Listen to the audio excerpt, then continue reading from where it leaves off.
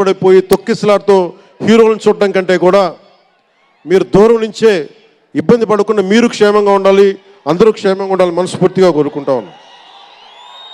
అలాగే అడగగానే ticket rates ఎందుకు పెంచాలి,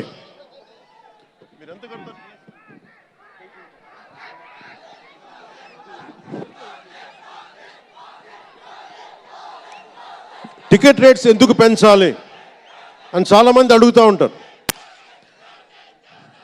ఒక నిమిషం థ్యాంక్ యూ.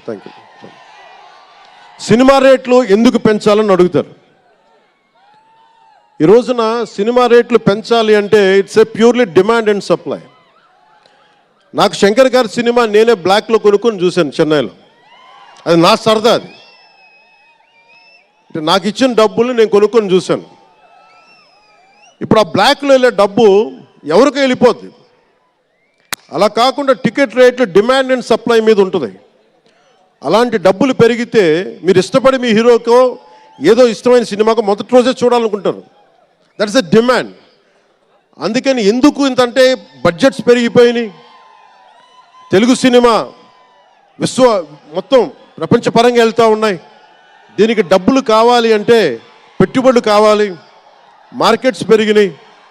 అలాగే పెరిగిన ప్రతి రూపాయికి 18% జిఎస్టీ కడతాం. ప్రభుత్వానికి ట్యాక్స్ వస్తుంది. పెరిగిన ప్రతి రేటుకి ట్యాక్స్ వస్తుంది. ఇదేదో ఉట్టినా ఇవ్వట్లేదు ప్రభుత్వం. ప్రతి ఒక్కరికి ఏముంటుందంటే దీని ఒక ఫాల్స్ నెరేటివ్ ఉంది బయట. నా సినిమాకి టికెట్ రేట్లు పెంచకపోగా తగ్గించేశారు. భీమ్లా నాయక్కి ఇప్పుడు చాలామంది హీరోస్ అందరూ కూడా వాళ్ళెవరూ కూటమికి మద్దతు చెప్పలేదు.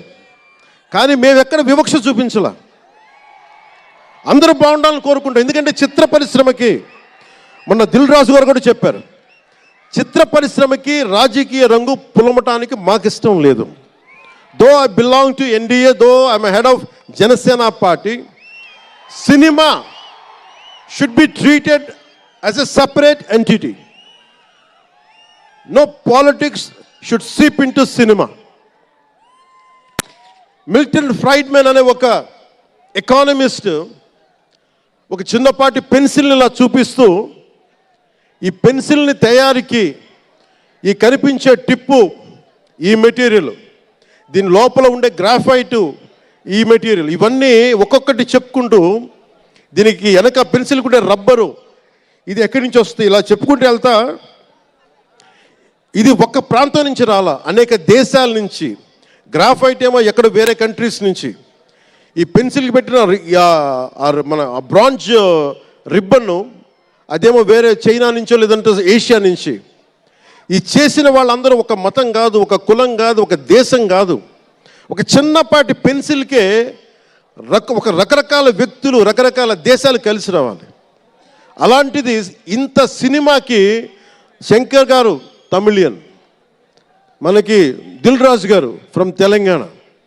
ఇక్కడ ఒక్కొక్కరిని అడగండి, ఒక్కొక్కరు ఒక్కొక్క రాష్ట్రం నుంచి వస్తారు. బట్ అందరూ కలిసి సినిమాని తీస్తారు, మీకు ఆహ్లాదం కలిగజేస్తారు.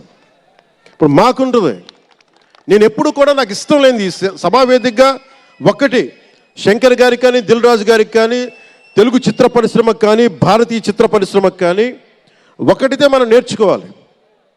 ఎప్పుడు మనం భారతీయ చిత్ర పరిశ్రమ అనేవాళ్ళం తప్ప లాస్ట్ 90s నుంచి టాలీవుడ్ అని, బాలీవుడ్, కాలీవుడ్, మాలీవుడ్ మనం ఎందుకు ఏప్ చేయాలి వీళ్ళని? Why do we have to ape Hollywood? మనం ఒకప్పుడు మాయాబజార్ లాంటి సినిమాలు తీసిన వాళ్ళం, మూకీలు తీసిన వాళ్ళం. చిత్ర పరిశ్రమ ఒక బెంగాల్లో పరివిడిల్లింది అక్కడ. సో మనం ఎందుకు వీళ్ళని ఫాలో అవ్వాలి? వాళ్ళు హాలీవుడ్ డిసిప్లైన్ ఫాలో అవ్వం, Hollywood method of film making follow అవ్వం, Hollywood method of skill development follow అవ్వం. కానీ ఆ వుడ్ను మటుకు తీసుకున్నాం, మాలీవుడ్. ఇది మటుకు మానాలి. ఎందుకంటే మనకు ఒక కాళిదాసు ఉన్నాడు, మహా కవులు, కళాకారులు గొప్ప గొప్ప కావ్యాలు రాశారు. సో మన జాతి తాలూకు ప్రాముఖ్యతని సినిమాలే చెప్పగలగాలి. అందుకని హాలీవుడ్ని అనుకరించడం మానేయాలి. మనదైన సత్తా, మనదైన కథ, మనదైన బలం మనం చూపించాలి విశ్వానికి.